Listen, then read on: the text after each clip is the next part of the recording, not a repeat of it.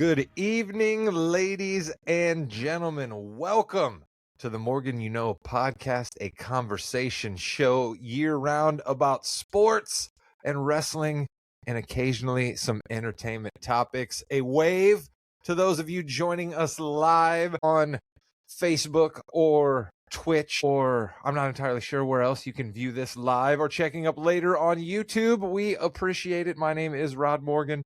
I'm joined by the executive producer of this podcast, the man who will ask the questions and run the ship the second half of this podcast, much like he runs the whole Morgan You Know ship, the executive producer, Jimmy Riska. Jimmy, hello. Hello, Rod. It's a great week to be an NBA fan, but not a great week to be a Bears fan? What? Yeah, we didn't think we'd have Bears news to get to, but we do. Jimmy will fill us in on that in a little bit. Our dear friend, the old man, Chris King, is off this week. Filling in for us is our good buddy, Dax Storm. And Dax, I have a breaking announcement for you right now. I figured out a title for you here in the Morgan You Know universe. You are now officially our Indianapolis correspondent. Dax Storm, hello. Hey, I'm glad to be here. That's a good title. I'll hopefully make the best of it for you. I believe you will, my friend. You have a passion for the Circle City. You have lived there most of your life, and you are a season ticket holder of two teams in the city. I say you are qualified to be our Indianapolis reporter. So you are here in space of the old man tonight. And Jimmy, the old man, is the source of tonight's cold, open question, which faithful listeners will know I don't get to every week. But every once in a while, I have something that I decide to throw to you right off the top. And I'll ask you this, Jimmy. What is the conference that the old man is attending that means he is not able to record with us this evening? What is the conference that he's attending? I don't really want to call him out on this, but I will. So he's in Pennsylvania. There is an annual meeting of Civil War reenactment. Nice. They go all over the country. They are in Gettysburg. And the reason why he is there, Rod, is he is giving a speech because he is the only living person who actually experienced that. So it's kind of a big deal for the old man. That's true. We really, we should give him a little bit more respect for this kind of honor that he serves, right? He is literally living history in the flesh. Most people don't understand that about him.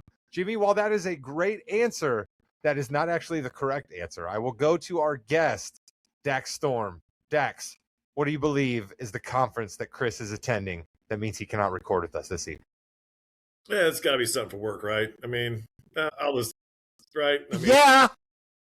What kind of work, though, Dax? What kind of work conference would he be attending? What kind of trades does the old man need for his work?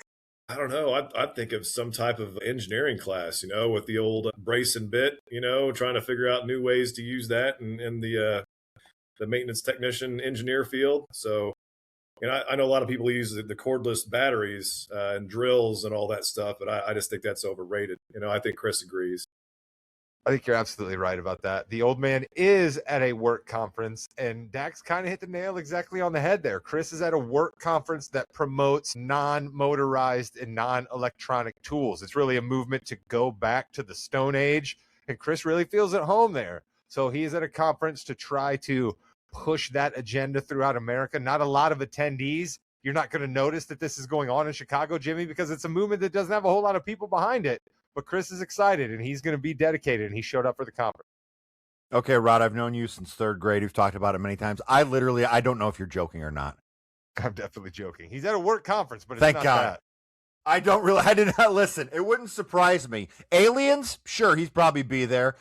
Tools that you can't use batteries for? No question. Okay. Any conspiracy theory, which, let's be honest, there's a few of those conferences going on right now.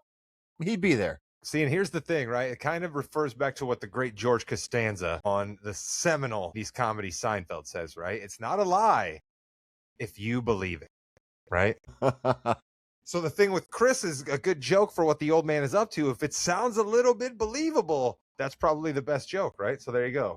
I, Jimmy, now need to, you can put a solo, you can put a oneer on me here if you want to, Jimmy, because I believe you will want to stay out of this conversation because I have a TGL update for the pivot. Yeah, I don't care. Yeah, exactly. See, Jimmy, I gave the people that listen to this show a TGL update. I have a feeling that a few listeners out there tuned into TGL. And you know what, Jim? It was a pretty darn good season. We ended the year with Boston Common on top of the standings with 8 points.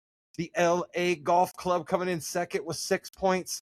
The Atlanta Drive, third place with also 6 points. And Tiger Woods' squad, Jupiter Lynx, barely making the playoffs with 5 points, but giving the best TGL matches anybody has seen the final 2 weeks, coming from behind in weeks 4 and weeks 5 to make the TGL playoffs. I know you'll be tuned in March 17th, Jimmy, on ESPN, starting at 6:30 for the beginning of the TGL semifinals. Rod, there's nothing in the world I would rather not be doing than that. Well, again, Atlanta Drive versus LA Golf Club will start out. Jupiter Lynx versus Boston Common will be the second one of the doubleheader. And then they'll come back and play the championship on March 23rd. And you can bet you can follow along here on the Morgan You Know podcast, and we'll keep you updated about what's going on there. Information, Jimmy, that I know you care about is kind of sad and out of left field information from your Chicago Bears. Why don't you tell us what happened? All right, so I'm gonna be the fan first, and I'm gonna be the person, right? So it was looking good, guys. It was looking good. One of the best offensive lines in the league. We need safeties because we have none. That's fine. Need a linebacker, need a defensive end. Okay, no problem. We can get that. Free agency in the draft. Our all-pro center retires at 27. Okay. Now, this is why we can't have nice things. This is why, as a Bears fan, Rod, that you are now, you know, Rod, that we can't get happy about anything. Okay? We signed the number 1 free agent. He had an all-pro season. Was it perfect? No, but he had an all-pro season. And he decides to retire. Just kind of stinks sometimes, you know? Now, I will say, Drew Dalman, wish you the best in your future. No hate whatsoever. Got to do what you got to do. You never know what's going on in someone's life. Enjoy your retirement. Enjoy the kids if you have any. I'm not sure. Just enjoy it. That's great. But as a Bears fan, what the hell do we have to do, Rod?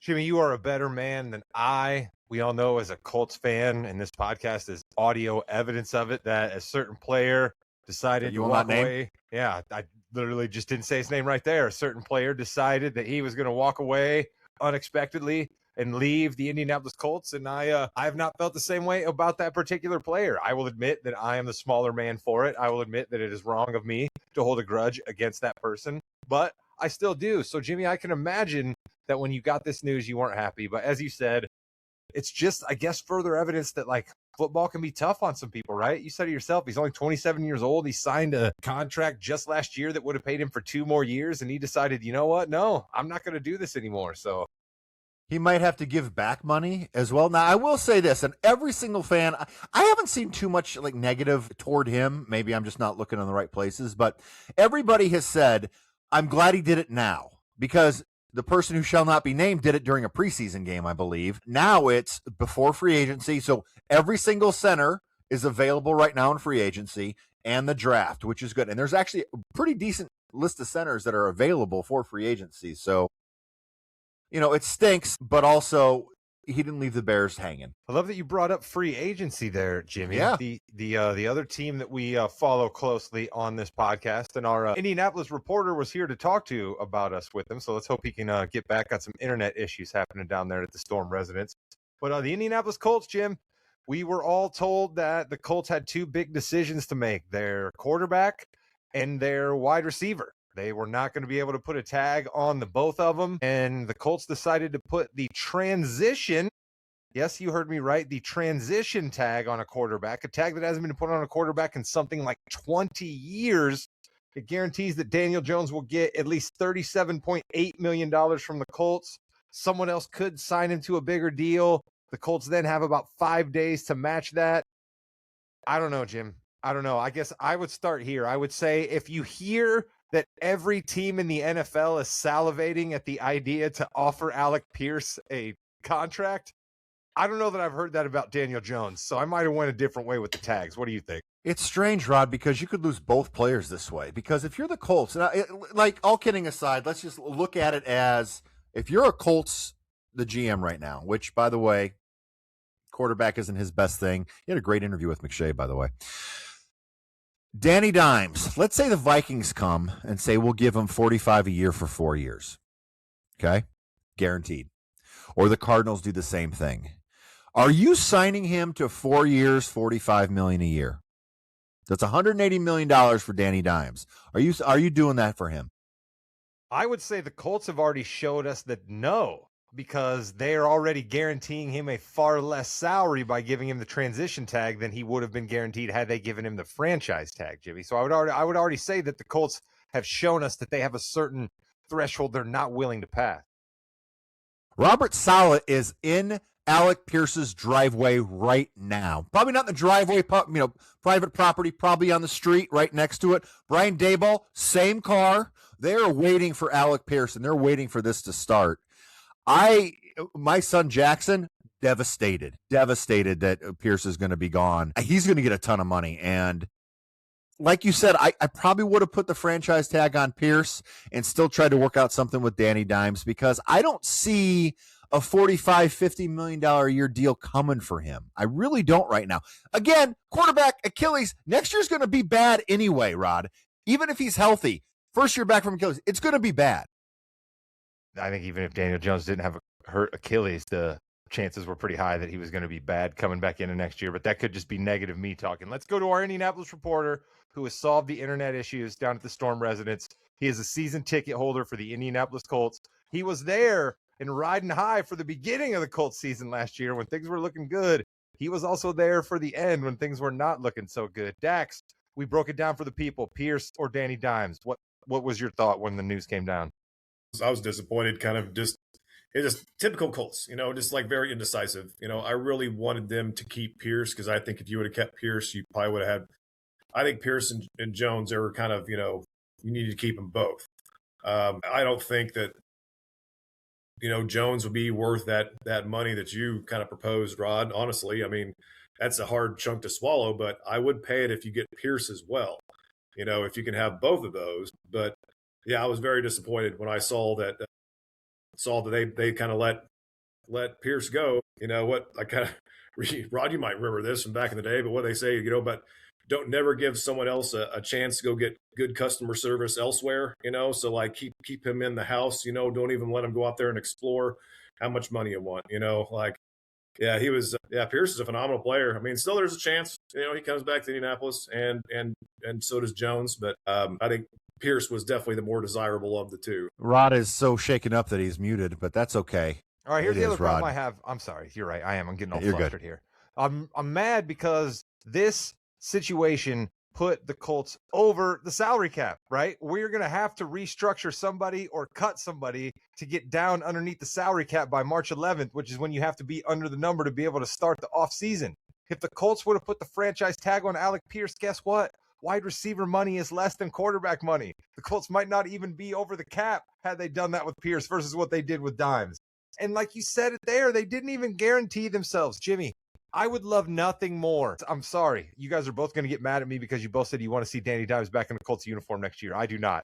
I absolutely do not. I would love nothing more than for some team to swoop in and say, Daniel Jones, Indiana Jones, we love you. We believe in you. Come play for us for $180 million. But guess what?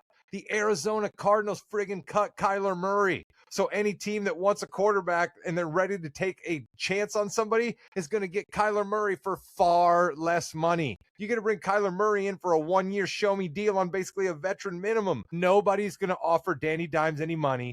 We're going to be bringing in a broke-down quarterback with a busted-up Achilles, losing our number one receiver. And oh, by the way, we don't have a number one draft pick for 2 years. Our coach and our offense, our coach and our general manager are going to get fired, and we're going to be starting over from square zero with no draft picks. This Colts thing is going bad fast. I'm sorry, but it's true, and you both know it. Okay, but what about this? Okay, what if it's like the opposite next year, right? So what if they start off real terrible, and then all of a sudden they just hit a stride, win win just the night, and they still finish like 8 and 9, but they're like, well, see, this is what it was like, so they had to extend Ballard and Steichen, and there could be a good possibility that happens too, I don't know, man. Like, it's been such a weird team, weird organization. It's not good when you're laughing and trying to tell us what's going on there, Dax. It really isn't. So, Rod, let me ask you this. If keeping Alec Pierce means Michael Pittman would have had to go because of salary cap, are you okay with that? Bye. Bye. Yeah, I agree. Michael Pittman should be gone anyway. Like you shouldn't be factoring in anything that you're doing with Pierce or with Daniel Jones. And God, I can't believe I just said that. But you shouldn't be factoring in what you're doing with either one of them. Michael Pittman should be a non-factor. And the wide receiver free agent class is not exactly deep. Can I interest you in a Tyreek Hill? Or how about Stephon Diggs, who just got cut by the Patriots? Just whatever. This Colts season's a dumpster fire. You said it. We'll have plenty of time to talk about how the Colts are going to be a disaster. Let's move on to more fun things. And that would be the NBA. And I like to sit back and be more of a takester. So I allow my guy Jimmy Jamriska to lead the fast break. Let's go. Welcome to the fast break portion of the Morgan You Know podcast. Dax is here to talk about the tank. Chris is gone. We're all pro tank here now. Dax, show us that shirt, baby. Show us that shirt. You gotta bring the gold tank. Gold tank. Yeah. Tell us about the gold tank. How's the gold tank doing right now? You're not a season ticket holder, but you're a season ticket holder. Well, yeah, for sure. No, we've got season tickets there, and so you do for sure. Okay. And so my buddy and I thought it would be kind of silly to get some gold tank shirts. So they're like the exact color that the Pacers use up at Amazon for fairly cheap. And so it's 0-4. And, hey, good work. It's I don't want to see the team. We go back to this. I think everybody knows you don't want to see your team lose. But at this point, might as well just have some fun with it. This is the first time in the Pacers history they'd ever tanked. So might as well mark the occasion. Rod, of course, is as our resident tank expert here, which we'll get to in a second. How excited are you that Pacers are actually doing what they said they do? I was a little worried. I got to admit, I was a little worried when the Zubac trade went down and kind of you heard some whispers in the winds like, oh, well, this weird protection that the Pacers did, like maybe they're going to bring Zubac in and maybe they're going to fight for the playoffs because the East is a wasteland. You know what I mean? And what we've come to realize is the East isn't quite that much of a wasteland. There's kind of 4 teams at the top of the East that are all pretty darn good. And then you have some teams at the bottom, namely the Charlotte Hornets, who are lambasting my C's tonight. But I don't really want to talk about that, Jimmy. I can't believe that I just brought it up. But we'll talk about it. Don't worry. No, I don't want to talk about it. We really, please promise me we don't have to bring that up. But I just think that, like, when you're the Pacers, and I talked about this before, Dax, don't be mad at the Pacers, right? Don't let Chris's propaganda infect your head. You're not mad at the Pacers. You don't want to yell at the coach or the team or the ownership. You want to yell at the NBA. They set up this structure. They set up where you're rewarded for being bad, and the Pacers are just taking advantage of it, and I applaud. So, Dax, as a big Pacers fan, Zach Lowe brought something up on his podcast this week that I thought of you when he said it. He said Benedict Mathurin is kind of like the Lauri Markkanen of the Clippers, where he was kind of just thrown into a trade. But, of course, not even close to being where Lauri Markkanen is. I'm asking you, do you think Benedict Mathurin could be a better player than Lauri Markkanen in the next 5 years? I think potential is there. I mean, I don't know. He's definitely had some flashes. I mean, I've seen it with the Pacers. You've seen it with the Clippers so far. I would think that he would just be, his focus is scoring. All 100% just scoring, and that's kind of what he does. He'll get some rebounds. It'll be interesting to see how he keeps playing, how he plays with the Clippers and Kawhi. Actually, the Pacers play the Clippers tonight at 10:30. So I'll actually be able to watch Ben a little bit tonight as well. But I don't know. I think Markkanen is on a higher level than Mathurin is. Honestly, nothing away from Mathurin, but I don't think he'll get to that level. Mathurin averaging 18.8 points a game, 6 rebounds and 2 assists since coming to the Clippers. Lauri Markkanen is averaging 6 dentist appointments, 5 root canals, and 6 abdominal pains, Rod, over the past 3 months. Who do you think you would want, Benedict Mathurin or Lauri Markkanen? That's a really good question, Jim, because we say to ourselves the height that Lauri Markkanen reached in his first year in Utah and what we've seen Lauri Markkanen do for the Finnish team in world basketball competitions. You're like, man, that's a silky smooth shooter who can move a little bit, grab some rebounds. He's a 7-footer. But we haven't really seen him play serious basketball ever, right? We've seen Benedict Mathurin in the finals. Okay, he wasn't Tyrese Halliburton in the finals. He wasn't Pascal Siakam in the finals, but he was a guy that the Pacers went to and got buckets in the finals. So I'm with you, Jimmy. I think the Pacers are going to rue the day a little bit that they gave up Mathurin, right? Everybody talked about this pick protection, and we're all going to be watching with bated breath at the lottery. But I think they're going to look back a couple years from now, and they're going to be like, damn, Mathurin's still averaging 19 a game. You know what I mean? The Clippers just gave him a 3-year, $75-80 million contract, and he's, a good fill-in on nights that Kawhi just decides he's not going to play. Dax, right now the Pacers, I believe, have a 58% chance to get in the top 3 or top 4, excuse me.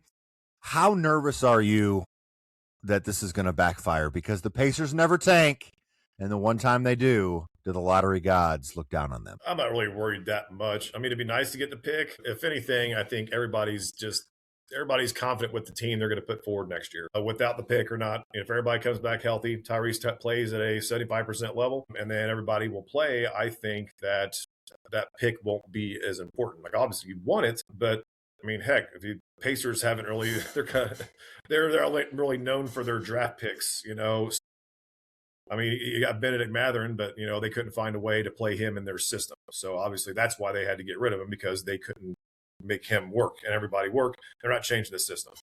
But yeah, who knows? That also could turn into trade capital with, for future stuff as well. That's not there anymore. So I'm confident that this Zubats trade is going to work. That's probably the biggest thing that I'm worried about more than the pick, is that Zubats actually can play for a couple years solidly, and they get their money out of that. Okay, Rod, we're going to go to you with this next one. When I saw the Denver Nuggets and the Oklahoma City Thunder battle, literally, last week, and Cam Johnson hit the not shot to win the game at the end, Jokic is not doing well. They are 5-5. Right now, they would play the Timberwolves in the first round. Rod, I'm saying this isn't the Nuggets' year, and they're going to be out in the first round. Your thoughts? First round exit for Nikola, huh? Listen to me, I'm sounding like Michael Malone now, the only person in the NBA podcast or TV world that refers to him as Nikola.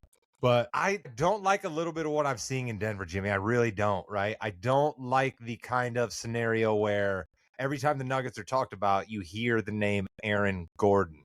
And as a Celtics fan, Jimmy, that gives me a little PTSD, because I remember back to a year where the Celtics were still kind of riding high.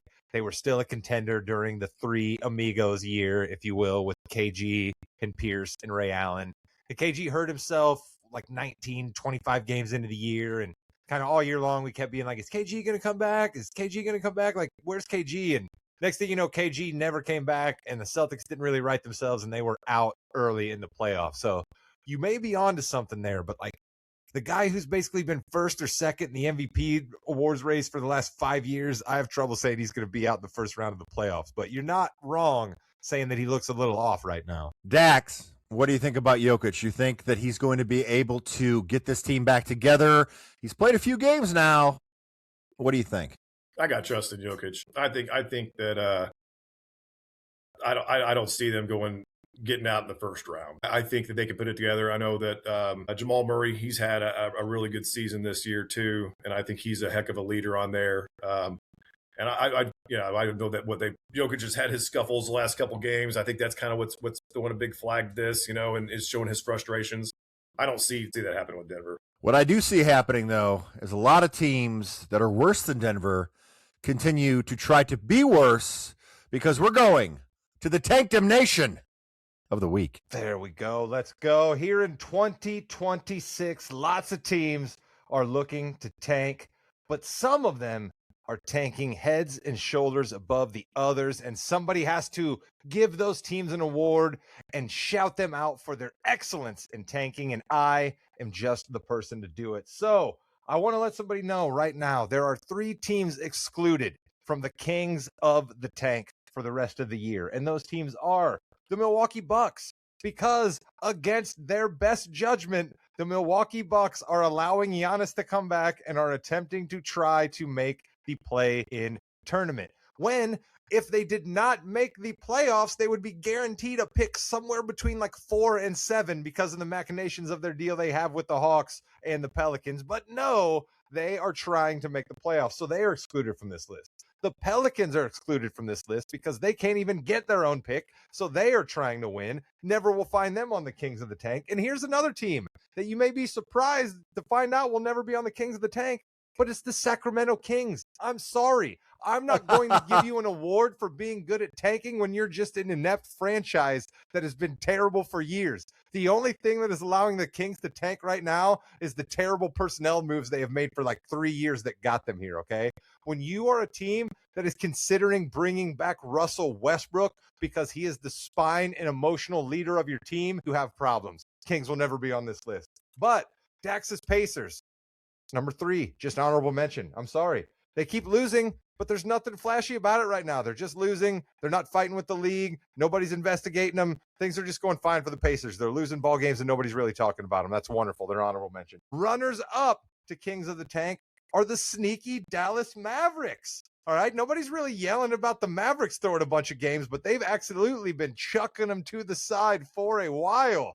Cooper Flag, what's even hurt with? I don't know. The Mavericks have him off the court because they're trying to lose ball games. But the undisputed Kings of the Tank for this week goes to that team that, by golly's been doing it for years, and they may have finally perfected it this year, and that's the Utah Jazz. I submit to you the game that the Jazz lost to the Denver Nuggets as the chef's kiss tank of all time. Utah had their fans fired up. They were beating the Nuggets by almost 20 points at certain points in this game. Fans were like, hell yeah, we're going to beat the Nuggets. This is going to be great. And then Utah said to themselves, no, you're not. We are going to proceed to foul the Nuggets 19 times in the fourth quarter, give them a bunch of free throws, and lose this game. And you know what else we're going to do?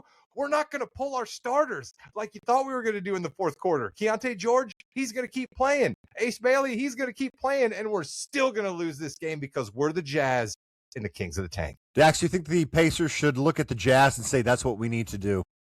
I'll tell you what, Pacers and Jazz are right on the same line there. Carlisle is really good about the lineups I've been watching. Anytime you play, Taylor and Peter, 36 minutes a game, multiple games in a row, that's gonna help you, for sure.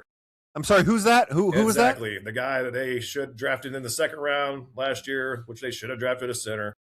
I was screaming at the TV when they drafted him, but I'm not nothing against this kid. He's got a good shot, but whatever. Whatever. But Carlisle's good. That I watched the minutes, and Jarris Walker should be getting that 36 plus minutes a game, if they're trying to win, and he's only getting 22. See, that's what I mean. Isn't the Pacers are doing it under the radar, Jim? Under the radar, right? You don't sit guys. You don't make a big show of it. You just play Taylor and Peter 36. Is Jarris Walker due for a contract extension this summer? I think he's up this year. Or is another one? I think he's eligible for this upcoming year. What do you do? He's kind of like almost like the new Matherin. He's trying to fit in. Not sure where he fits in, coming off the bench. I mean, Jarris has been getting better. I think he was kind of just thrust out there this year, and heard plenty of jeers. Jarris Walker sucks. From earlier in the season, and I don't hear those as much anymore. He's actually playing. He's playing some good ball. Kind of being a glue guy, doing a lot of different things. All right, before we get to the Raw Damnation and the Wins League and MVP table, real quick question for you. You follow college basketball a lot there, Dax? Who do you want? Darren Peterson, AJ DeBanza, or somebody else if the Pacers have the number one pick? I don't know. You probably have to go with another guard. I don't know about the Banster kid. I saw he's talking about maybe staying in college, and I know that, money talks, but still, like, he just seems kind of indecisive on what he wants to do. So I don't know if that's the best pick. I don't know how much, what can we get if the Pacers trade this pick? But I'm sorry. Yeah. Back to the original. Wow. But yeah, I don't know. Yeah, I don't know. This Boozer kid's pretty good. Okay. So you have no idea who you want. Honestly, no. Like I said, I say have here's my quick focused take on that, like Jimmy. the Zubats aspect of the trade than the actual draft asset of it. To really worry about who we're going to get, because I know what we have and I'm more excited for that. Look at you. I love it. Rod. I'm not sure Darren Peterson and Rick Carlisle will go together really well. Not at all. Kind of seems like DNP, oil, if you will. Yeah, kind of seems like oil and water to me. So I know the Pacers have Jarris Walker, who I like a little bit, right? Furphy's kind of showed some things. He's coming back. We got Siakam, but I'd still take DeBanza, the 6'8" wing. I'd still take the 6'8" wing if I were the Pacers. I'd take him in a heartbeat. I think he's going to be the best player in the draft. I am not a Peterson fan, have not been a Peterson fan all year. I'm sorry if you're not going to play or you're going to ask out. There's something going on, and I just don't see that changing right away. But what I do see changing, I see Rod going a more lighthearted for this Rod Damnation. I don't know why, I don't know how, but Rod, let's talk about a little fun Rod Damnation of the week. All right. My Rod Damnation this week is going to be pretty simple. And I guess you could look at it as fun if you want to, Jimmy, because it involves a little bit of fighting, right? We enjoy fighting. We're going to talk wrestling here on this podcast coming up in a few minutes. So let's go back to the Oklahoma City versus Denver Nuggets game. Let's go to one Lou Dort, who decides to just completely run a hockey hip check on Nikola Jokic in the backcourt. Jokic does not have the ball. Dort is not screening Jokic off of a man who's dribbling the ball up in the front court. There is zero reason to make this basketball play. Dort gives a little bit of elbow. Dort gives a little bit of his leg to make sure that he trips Nikola, who's coming back off of an injury. Just a complete dirty play. And where my Rod Damnation comes in is if Beef Stew does something like that, you know what Beef Stew's not going to do immediately after he checks it, dude? He's not going to back up and throw his hands up in the air and yell at the ref like, what are you talking about? I didn't foul anybody. How dare you call that on me? Beef Stew's going to be like, yeah, man, I just hip checked you and it's go time. All right? So Lou Dort, to do that and then to absolutely act like you didn't do anything, yell at the ref, and then to look off in the distance when Nikola Jokic is bringing all the smoke to your face. You wanted none of it, my guy. You wanted absolutely none of it. You needed your boy Jalen Williams to come in. And Jalen Williams, I give you kudos for not needing to go get new shorts, because that look Jokic had on his face when he had you nose to nose, my friend, that is the look of a Chechnyan terrorist in the Taken franchise. That is not somebody you want to be messing with on a basketball court. And for the Thunder to basically play the offense they do, where they rely on fouls, and for them to turn around and make a dirty play like that and then complain that the refs called them for a foul, just get Oklahoma City off my TV. Can't stand those guys. What a dirty, dirty play. At least when Lambeer or those guys did it, they knew that it was dirty. And that has been the Rod Damnation of the week. Rod, you're correct. It was sad, really, that the Thunder said that. And then they got angry at the Jazz for tanking. A team that built their franchise on tanking got mad at that. Dax, at least, like he said, at least Beef Stew owns up to it. He doesn't say it wasn't me. He's in there actually punching the person. Yeah, Stewart's a dirty little player too, man. I don't like him. He's on the Okay, not a fan. But no, I get your point. I get your point, man. Like, if you're going to do it, then own it. You know, don't try to. I mean, yeah, that's a good point. You know, that's pretty much how OKC is their game, is to get fouls and then, you know, just to turn it around. And yeah, that was a punk move. That's for sure. I mean, wait. We're doing Rod Damnation again. I guess we're doing Rod Damnation again, Rod. I don't know what's going Jimmy, on. Let's just think about it for a second, though. In a second. I love this. It's live. We're live, ladies and gentlemen. This live and preview thing on Riverside's ridiculous. Go ahead, Rod. If Jokic goes down there, let's think about the DEFCON 5 of like what happens if Jokic goes down there for a complete dirty non-basketball play, right? And then you've got a guy on the defending champs that's then going to have to be suspended for a decent amount of time. You alluded to it there, Jimmy. The Thunder love to chirp and chirp and chirp and chirp and write complaints to the league office. Like, this would have been a complete mess. And their guy just did a complete unnecessary dirty play. Like, we're all kind of lucky that Jokic didn't get seriously hurt, because this thing could have been real nasty. It could have been for sure. And he would have been suspended for 20 games, something like it would have been a huge fine and suspension, because it was that dirty of a play. Just own it. Never do that again. And the good thing is they don't play it all over again. So it'll be great. Yeah. Oh, I think they come a couple of days, don't they? It's like March 9th or something, I believe. Yes. So we just did the Kings Hardwood hierarchy. Even though Chris isn't here, we're going to do it. The Pistons have retaken their throne after being knocked out by the Spurs. The Spurs are so bad, Dax, that they are now third overall. They're the Prince. Those pesky Thunder, though, those dirty Thunder people, they're the queen. What do you think about the Pistons, Thunder, and Spurs being the top three teams, Dax? That's about right. As much as I hate to say it, I think the Knicks are going to make a run a little bit towards the end of the season. I know I got a good buddy's a Knicks fan. He thinks the exact opposite.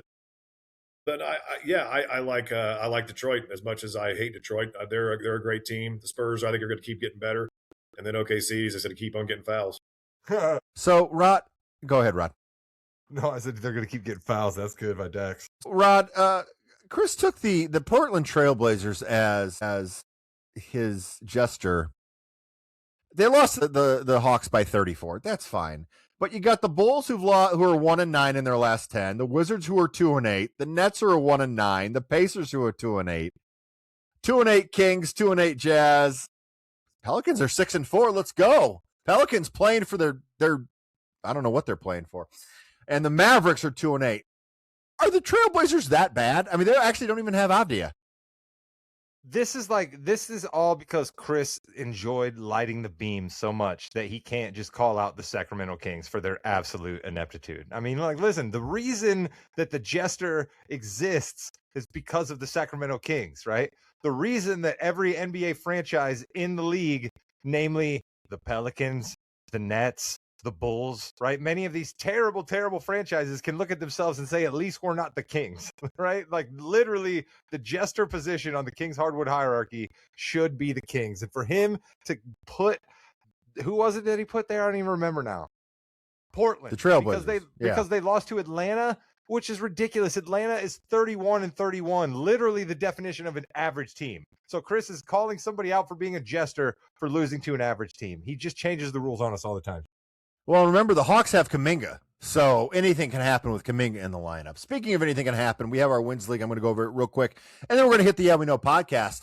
So I've had it. I'm done. You've had your fun. I'm coming back. Sorry, Rod. You're in first place this week, 197 wins. Congratulations. I fought back, and I am at 192 right now in second place. You're done. It's over. Enjoy it. Make your shirt, because guess what? You're going to wear it for a week. Wu-Tang has 191 wins. Derek has 173, and Chris with 167. So Derek and Chris, pretty close there. Chris, who's been on the podcast most of the time, Derek, who's been on it once, is still probably going to beat Chris. And Wu-Tang has basically been on it 0 times since he picked his team. I'm glad that he is dropping off to third. Jimmy, I'm not scared of you, all right? I'm not scared of you. My Clippers, all right, are going to keep winning games because they want to try to make it to the 7-8 line in the West. My Celtics are going to keep continuing to win games because Jason Tatum is going to be coming back at some point. And Dax is right that the Knicks are going to continue to win games. I have the Knicks on my Wins League team as well. They're going to suffer an L, unfortunately, against the Pacers because the Pacers are going to decide to not tank for that game versus the Knicks. I think, like Dax was telling me, he thinks they're going to play Zubac. I think Siakam's going to be playing like 34 minutes that game. Jarris Walker's going to get dusted off a little bit that game. Halliburton comes in for about 5-10 minutes each half. Why not? He's going to shoot 3-pointers in pants because apparently that's the thing that the NBA allows now. If you have a hurt Achilles but wear your pants, everything is okay, like Damian Lillard did in the 3-point contest. Yeah, that's fine. And with that, you've been listening to the Fast Break. Guess what? On the More You Know podcast, it's time for, yeah, we know. Gentlemen, let's talk about it. Biggest story of the weekend. What's in the box? It was Danhausen. Danhausen was in the box. Now, I am familiar with him. Dax, did you have any idea who he was? No. It took me by surprise, too. Unfortunately, I didn't get to see the Elimination Chamber because of the ridiculous rules for getting that service. If you already have all the bundled services, I'm not going to get into it. So, but no, I did kind of watch some clips, and I thought it was like a Sven Gulli type guy getting out there. If anybody knows who that guy is, I don't know. I don't know what this guy's doing, but I'm interested. You know what, Rod? Chris may not be here, but he's here in spirit, and I love it. I love it. Rod, what was your reaction when you saw this? Please let me know. I mean, I, of course, didn't know who the guy was, right? Because I don't watch the Janitors League, so I wasn't familiar with his work there. I then immediately started looking into all of my guys on wrestling Twitter, which is a vile, horrible, misogynistic, terrible place. But you still get some wrestling information nuggets that come out every once in a while, so I have to surf the dirty Twitter. And I figured out who he was, and I am all in. I want more Demandhausens. I want to see the blimp, right? What's the blimp going to look like? What's he going to write on the blimp? I want to see them do some sort of a Hall of Fame ceremony. Why not? Put him in the Hall of Fame right now. Let's not have him fight anybody. We need weird. R-Truth is 56, 57 years old. They don't really let him fight anymore. So, like, we need somebody else that can help bring some comic relief. And why not have it be the kind of creepy, weird Pee Wee Herman type energy, maybe a little bit from Danhausen? Jimmy, am I off by saying there's a little bit of Pee Wee Herman here? You know, kind of. Yeah, he's kind of an R-Truth, but like a little bit different. First of all, the box gimmick, people got themselves so up in arms, and they really wanted to be Jericho or somebody big. It kind of was somebody big. He's got the #1 shirt selling on WWE right now, and it's a fun thing to do. He gives teeth out for curses. Michael Cole got some teeth, and obviously we have to talk about, he is the reason. I love that they did this. Okay, let's talk about Raw. When you got Adam Pearce talking on the phone. Is he there? He's there. I guess you've got to deal with him because he's not here. Turns around, Danhausen there. Wet piece of paper with those demands. He's gotten 2 of those demands already, by the way. So I think we're doing pretty well. And then the Judgment Day, which, by the way, Finn Balor was being pretty nice to him because he's going to be a good guy, Chris. Oh, sorry, Dax. And he curses Dom, and Dom loses to Penta. I love this. This is absolutely fabulous. I think that you are not showing the proper respect by referring to them as Demandhausens. So I think that you should edit that out when you do this in post and make yourself sound smarter there. But 2 of the Demandhausens were met, and a curse has already happened. So let's go. More curses. All right. I want to see more people be cursed. I want to see like things falling from the sky, right? Like scaffolding falling behind people, right? We don't want it close to anybody, right? We don't want it close to anybody, but we want to see weird things happening when Danhausen is around, right? We want the evil humans spending their monies to support the evil Danhausen so he doesn't have to curse people, Jimmy. I love it. Yes, everything ends in Hausens with him, so just get ready for that. That'll be terrific there. He's got a couple videos up with CM Punk, giving him a shirt. CM Punk loves this guy. And he has got a really good interview with Chris. Can never remember his last name, but the guy who interviews all the rest. Thank you. Very good interview, out of character, just talking about who he is and what he does. Listen, he is tiny. He's a small guy, okay? You put him in with Femi, he's going to get eaten. Not going to work. But there are certain things that he can do and make it work, and it's going to be fun. And this curse thing can really can go places. I really enjoy that. His first match has got to be Tozawa, right, Jimmy? I mean, like, his first match has got to be Tozawa, right? We'll see, because, you know, it's funny. You mentioned you don't watch AEW, the Janitors League, as you put it. He hasn't been on TV for like 2 years. He hasn't had a match in 2 years. I think he's been here and there. They really haven't used him much. He is more of the person who goes out to the events, who sits at a table, signs the autographs, got all the merch. WWE is going to be in WrestleMania here. He's going to be one of the longest lines they have. He just promotes himself and does a great job. Listen, kudos to him. Got a gimmick and is working with us. And like Carleone said, you know, we've got 1,000 subscribers, or excuse me, 1,000 videos, 66 subscribers here. Make sure on YouTube, search for us, The Morgan You Know Podcast. We've got Twitter, we've got Facebook, we've got what else? Twitch, and we also have Instagram, TikTok. We're all over the place. We try to get all the stuff out that we can. Feel free, drop us a like, drop us a subscribe. We don't bother you. We put out 2 a day. It's fine. We really appreciate anybody that can do that. Dax, are you excited for the Danhausen experience? I am. Like I said, he has a lot of different options. They have a lot of different options of what they could do with him, and kind of just play him up, or just I don't know. I know this is nothing like Jimmy Hart, but still, just having that type of presence on on the side of the ring that can really get everybody's attention and fired up about just somebody who's not even wrestling. So yeah, like I said, he's a very intriguing character. Okay, so let's talk about Elimination Chamber. And I want to talk about ESPN and their Elimination Chamber review here. I think they gave it a D. They hated the Elimination Chamber. ESPN is not being kind to WWE, so if you're worried about any bias, don't worry, it's not there. Was the Elimination Chamber an A? Absolutely not. Was it a D? No. Overall, I thought it was just fine. I thought that, and we'll go match by match here just to get our thoughts. I thought the match that really stood out the most was the Women's Intercontinental Championship between Becky Lynch and AJ Lee. And Rod, we talked about this a lot last week, where if you don't wrestle, you're not going to be able to wrestle well. This is AJ Lee's first match in 10 years. Don't worry about any of the championship, If you aren't on house shows, if you're not doing this, it's going to turn out like that. A match that you could see was being called in the ring. They were where they needed to be, but it didn't flow and really didn't work very well, Rod. No, absolutely not. I did not like this match at all. I do not like what AJ Lee means for the Women's Intercontinental belt. I don't like that 2 out of the last 3 champions that have won the Women's Intercontinental belt absolutely cannot wrestle, right? AJ Lee maybe at one point in her career could wrestle, but you said it, she's rusty. She's 10 years older. She was from a different era where the women didn't quite wrestle the way that they do. Maxine Dupree has been the Women's Intercontinental Champion here recently. Although I love a lot of her possibilities, she's not necessarily a real wrestler either. And I got to be honest here, Becky's a lot better at promoting herself on Twitter and talking about Starfleet Academy than she is at wrestling a match right now. So she kind of has been a little bit wooden and a little bit robotic against these two as well. So like, I just look at this as like sad times for the Women's Intercontinental belt, Jim. And we were all excited when they created the Women's U.S. Championship and the Women's Intercontinental belt. But like, man, we're kind of going nowhere with both of them. Dax, your thoughts on AJ Lee coming back? I don't know. I didn't really do anything.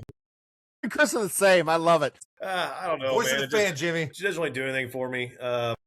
It's just I don't know. I guess Rod kind of put it in a good way. Like it's just kind of a boring Intercontinental belt that's kind of lost a little bit of its competitiveness a little bit. I'm still waiting for someone else to kind of step up. So, Rod, when you mentioned Becky Lynch and how she's been wrestling here recently, well, she has wrestled Maxine Dupree and AJ Lee, right? So I think that we need to take that into consideration. Remember, she had some great matches with Lyra Valkyria last year. And I think it's a good idea to get her back into some of those types of matches, to get her wrestling people who can do what she does just as well, because Maxine Dupree isn't there and probably never going to be there, unfortunately. She's still working hard. Hopefully she's okay from being knocked out 2 weeks ago. Well, let me ask you this, Jimmy. What are we doing with Becky Lynch? I mean, she's in the Vegas promotions. They've been running them forever, right? She's in there with Liv, and she's in there with old Tiffy Time, and Charlotte's in there, right? And Jade. So what are they going to do with Becky at WrestleMania? She's going to face AJ Lee for the Intercontinental Championship some way, shape, or form. And no, she's not in the gauntlet match, but that's what's going to happen again. I really think that's what's going to happen. Unless they saw this match and said maybe not. But again, I honestly thought this was going to be a multi-person match at WrestleMania to get all the women involved, because all these women are working really hard, get them on the show. But instead they're going to do a gauntlet match to then go to probably a match in a month or so, about 3 weeks, 4 weeks maybe, because then Mania is 3 weeks after that.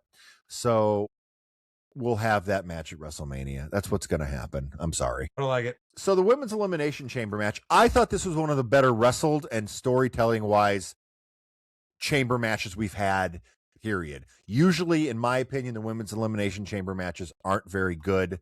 A couple of really weird things happen, though. Asuka, number one, overall the number one over person in the match besides Rhea Ripley. People loved Asuka. She just gets pinned right away. Kiana James, Rod, let's talk. Okay, I've seen her wrestle at the Royal Rumble, and I've seen her wrestle here. And there was something different here. And I'm going to attire. I'm 100% going to attire. At the Royal Rumble, she had the bodysuit on and seemed to me that was able to move a little bit more free and going all over the place. She really did a great job there. She did fine in this match, but I think, having her attire be what it was kind of hampered her in this match. Yeah, I think you might be onto something there. I think where we've gone with Kiana James is we're trying to show how much of a powerhouse she is, but she's also still like pointing to her head, and everybody on the commentary table talks about, oh, she also uses her mind. And it's kind of like, all right, so I think she's kind of stuck in between, I'm a powerhouse here and I can do all this cool stuff, but I think she's also still worried a little bit about her knee. Let's be honest. Anytime somebody wears one of those big, huge braces to the ring, they're a little bit worried, right? We were always worried about Stone Cold's knee. We're worried about Charlotte's knee. She wears a big one like that now. Asuka's got a huge knee brace like that on now, so we got to watch out for that. So that could be in her head a little bit there, but I think the possibilities are there, Jimmy. I don't want to counter out too much, but let's, like you said it though. There's just too much room at the top. Where's she even going to go if she continues to impress? Yeah, she could go with the Intercontinental route. Have her going with AJ Lee now, I guess, right?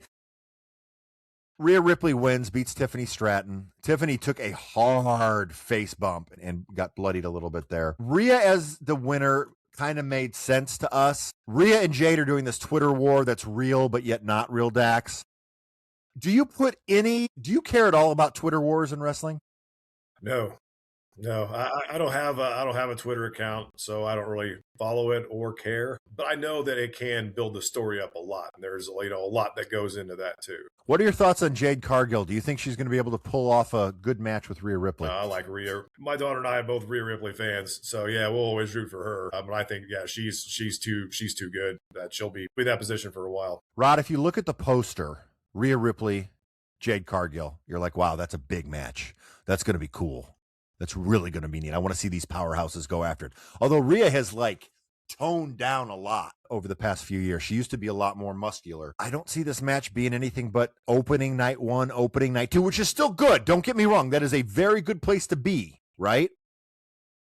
But it can't go that long, can it? So, Jimmy, you felt like the Elimination Chamber was a good story. Did you feel like it was a good story because of certain spots that they pulled off during the match? Because to me, it's not a great story because the most obvious winner won, right? I mean, there was no chance that anybody other than Rhea Ripley was going to win that match, and she won. So to me, that's a little bit fait accompli there.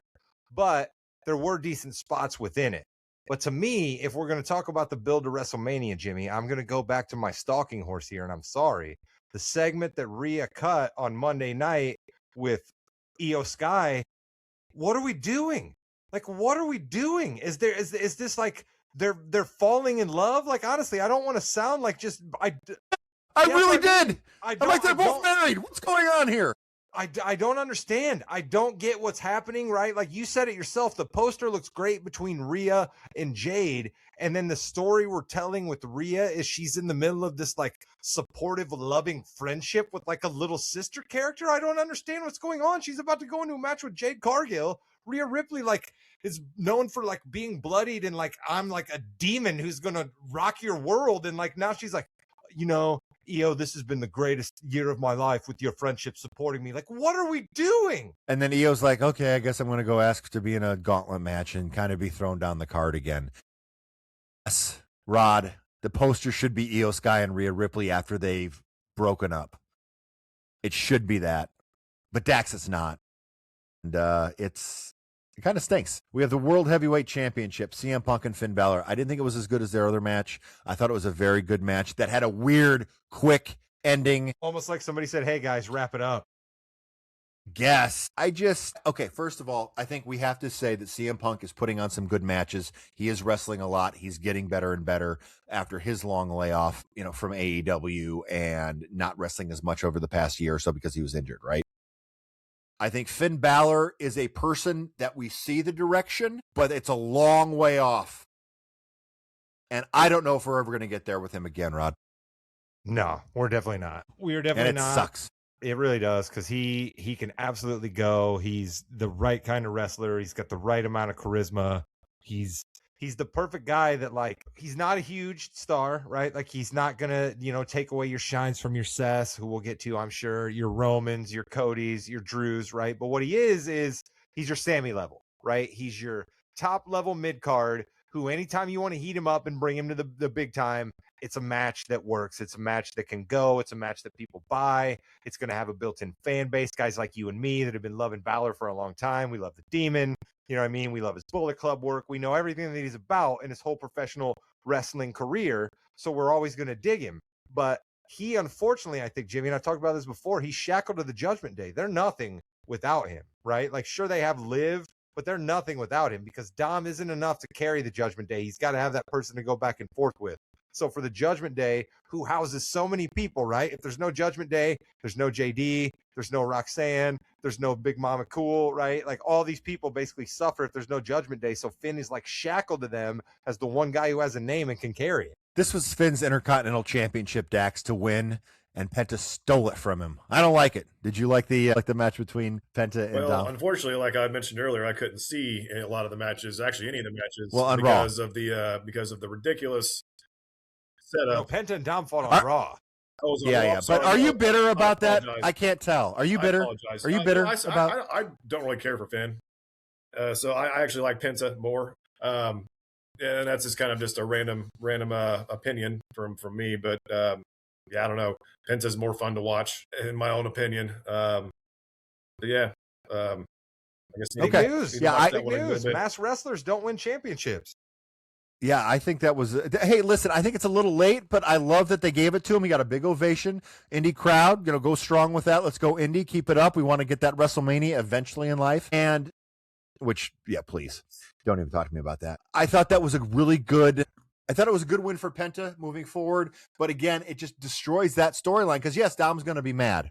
No question, Dom's going to be mad at Finn. And they're going to wrestle, and Finn's going to win. Maybe now. Because now Dom can win because he can cheat. And I think that'll really suck at WrestleMania if that happens. I don't like that at all. Yeah, I really would much rather see Ray and Dom get re-involved for WrestleMania, like you've always kind of talked about Jimmy Mask versus Hair. But apparently Ray's, I don't know what's going on with Ray, to be honest. So in the men's elimination chamber match, they just took Logan Paul and put him in the Vision spot, which I thought was really funny. Jey Uso got hurt, so Logan Paul got put in. He won a match. Whatever. Javon Evans is apparently Javon Williams. Not a good night for the announcers. Not gonna lie, that was not good. They announced him as Javon Williams coming down. Not a good night for Javon Evans' face either on that move with Logan Paul. He got hurt a lot. Yeah, he got hurt there. But I think we need to talk about our boy Randy Orton getting the win after Drew McIntyre shockingly comes in and causes some just horrible, villainous activity. Dax, please tell me you think Drew McIntyre's a bad guy. Well, of course. Yeah, nobody likes him, Okay, right? Thank you. I love the fact that Drew McIntyre caused Cody Rhodes that he's going to be facing him this Friday for the championship. Rod, is Cody Rhodes going to win the championship on Friday and have to face Randy Orton in WrestleMania? I think so. I do. I think so. It's got to be at least a three-way, right? Maybe. But here's the thing, right? I hate keep falling back on the commercials, but like this shit matters, right? Guess who's not in the commercials that have been hyping WrestleMania Las Vegas? Drew McIntyre and Jacob Fatu, right? Storyline wise, both of those guys work right now. Both of those guys are over with the crowd, but I'm sorry, we've all seen the commercials. Cody's in the commercial, Brock's in the commercial, CM Punk's in the commercial, Roman Reigns is in the commercial. So call me crazy if I think their golden boy, the most protected man in WWE, is going to win the title again on Friday night. Before we get to Raw, hey, quick shout out in the world of sports. Lou Holtz passed away today. Growing up in Plymouth, Indiana, watching Notre Dame football, seeing that national championship, seeing about 5 of his different lectures throughout the state of Indiana at all these conferences I've gone to, seen the paper gimmick many times. Never changed that lecture, Rod. Oh, no, same one every time. But it was still good at the end. Like so many people we have to say, the Lou Holtz of my childhood was a pretty cool guy to look up to. So rest in peace, Lou Holtz, for sure. I was actually going to say, Jimmy, the only thing that I will say is I saw that lecture just like you did in the auditorium of Plymouth High School when he came down and talked to all of us. And I think that lecture did sort of change a little after 2016, Jimmy. And I think that's all that we'll say. It might have a little bit, but shout out. Any Lou Holtz thoughts, Dax? Oh, he's an amazing coach. Are you anti-Notre Dame? I mean, you cannot like Lou Holtz. I mean, yeah, from his coaching career to his commentary career. I mean, to his public speaking, he was just an amazing human being, and 89, that's still young, but that's a long life. So he impacted a lot of people. So we found out what was in the box. It was Danhausen. And we found out who was under the mask, who was really under the mask. And Rod, it was a visionary. Congratulations. It was a revolutionary. It was the man, Seth freaking Rollins, looking resplendent. The crowd was popping into the whoa. They were getting into it already. I just love seeing my guy come back. I got to admit, I was all in on evil Seth Rollins as heel leader of the Vision.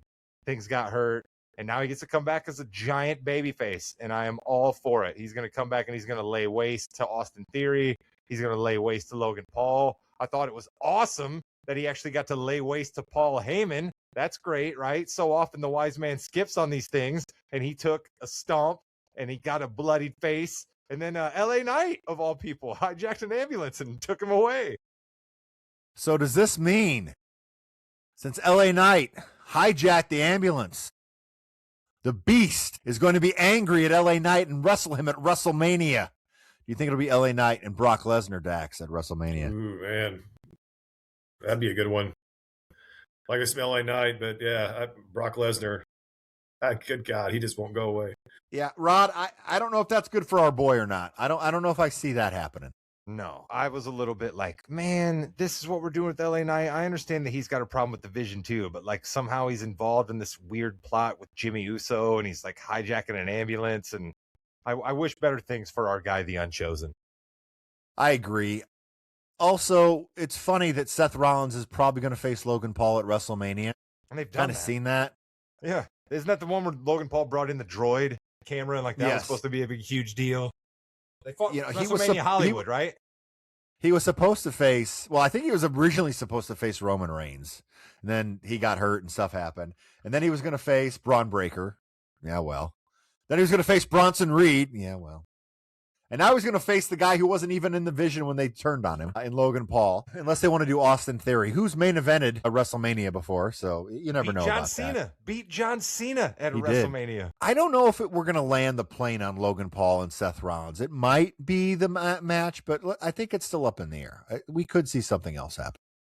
I think, to be honest with you, Jimmy, you know that I sing the praises of Logan Paul very often here, but I think we're losing the thread with him just a little bit here, right? I think we're losing the thread with him just a little bit here. He's a little too wiry, a little too jumpy. Like, what exactly are we doing with the hair? You know what I mean? Kind of looking like Doc Brown when he goes out there. I don't understand that. You know what I mean? Like, I don't know. I think that, like, he's doing a little bit of Andy Kaufman, I'm from Hollywood, and it's like, you should just lean fully into I'm from Hollywood. You know what I mean? And, like, he only kind of halfway goes there, and I don't fully think he's committed to a character, and I think that's the biggest problem. He was on a podcast this week, and he mentioned a couple things that I thought were good, and then I'm going to talk about what you were talking about. He said he does not blame LA Knight for one bit for slipping on those ropes because those ropes are really, really slick. And he said the middle of that canvas is extremely slick with those logos on it that he started. Dax, are you a fan of those logos at all? Well, they're just like the NBA logos. I'm surprised they don't add them, with digitally like they do everything else. That way you can add more. Oh, that's a valid point. You could maybe try to do that digitally for sure on the canvas. We'll see how that would work. But yeah, those logos don't serve any purpose other than just to get money, and they're obviously not safe. So I like the fact that he's talking about that.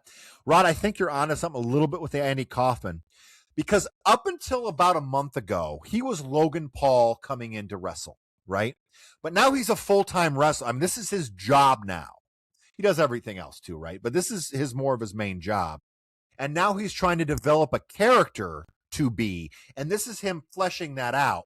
I think it's a little too over the top, some of the things he said, especially his fight with Tom Brady. But anyway, and Myles Garrett. Yeah, fight with him. Go ahead. But I think he's just fleshing this out. Yeah, he definitely is. Shout out to our guy Crippler as well. I'm not how sure we can look at the Crippler for unbiased Cleveland Browns opinions, but our guy the Crippler does not think that Logan Paul would fare very well against Myles Garrett in a boxing match. It's amazing when you put two wrestlers who can wrestle in a match and let them wrestle. We had Dragon Lee and Gunter on Raw, and they had a banger. They had a real good match. Gunter is kind of going back and forth. I think, Rod, you brought this up, between being a badass and just being kind of a swarmy heel. Like the badass Gunter. I like that he ripped his mask off. They even showed his face, which I don't know if they were meant to do that, but I don't think they wanted to. Supposed to do that. Yeah, well, now everyone, I mean, Here's the thing. I like that we've made Dragon Lee. Right? I really do like that we've made Dragon Lee. I think that the guy's exciting. You've had him around for a little while. Let's go. Right? And I think that it's just sitting there naturally. You know what I mean? You've got two different El Grande Americanos, right? You've got Penta. You've got Rey Fenix. You got Dom, who's calling himself the king of the luchadors, right? Like, there's just so many storylines that can be involved with all these guys that if we get a dude like Dragon Lee who can get out there and bang, let's go, right? Because we lost my guy Andrade, who was one of the best technical wrestlers out there. He's killing it in AEW, by the way. Killing it. Of course he is, because he's absolutely fabulous. And then My guy Escobar, I believe that they have him basically just running around AAA now, so he's not really going to be around WWE, and he's another one who can go. So give me all the Dragon Lee you can, Jimmy. Dax, Rusev came out and called out Femi. And they actually fought. I was shocked, Dax, that they actually did this and weren't pulled apart. I loved it. Yeah, that's might as well let them. They're going to get some more time.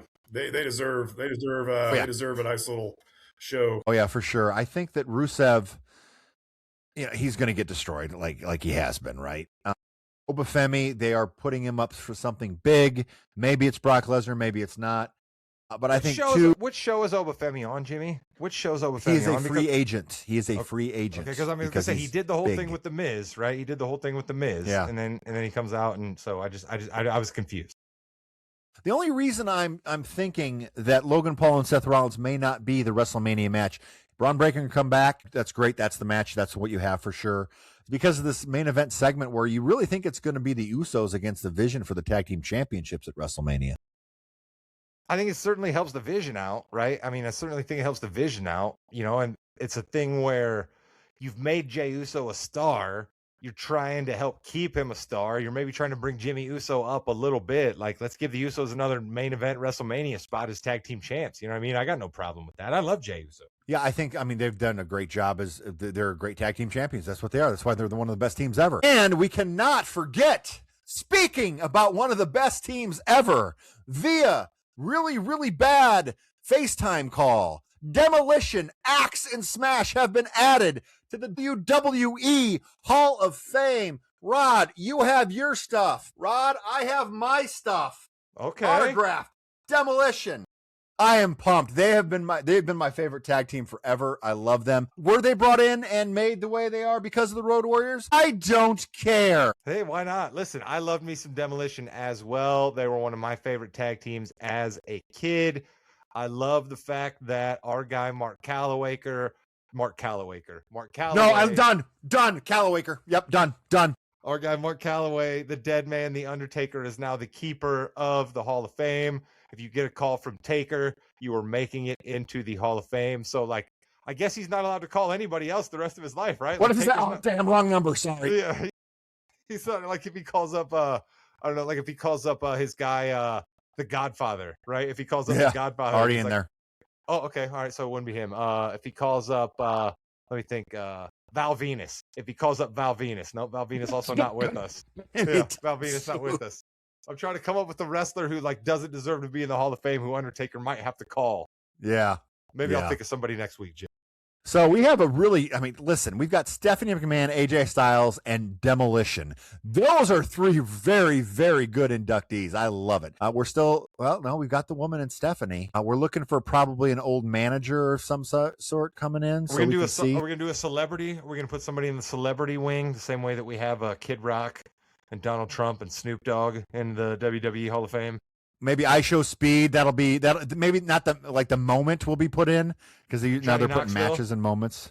Put Johnny Knoxville in, host of Fear Factor. They're definitely going to put Johnny Knoxville in, by the way. Dax, we really appreciate you stopping by and helping us with the NBA and WWE. We love to have true fans that have not been sullied by years and years and years of being beaten down by the WWE. We appreciate that. Thanks for coming, Rod. As always, thank you. And remember, you've been watching and listening to the More You Know podcast. Yep, and all you C's fans out there, thank me later for keeping Celtics talk out of the podcast tonight, right? We did not have to talk about how the Hornets are absolutely taking it to the Celtics. We didn't have to mention that. No, they didn't lose by 40. 2K got them. It's okay. One of these days, I'm going to get this ending right with this new shows that we're doing, okay? I will get it right, I promise. Dax, can you please give it a goodbye net? Yeah? Can you give us one of those, please? Yeah. I guess I can't do it too loud. I'll get the people sleeping here, so yeah. Goodbye net. Yeah. God.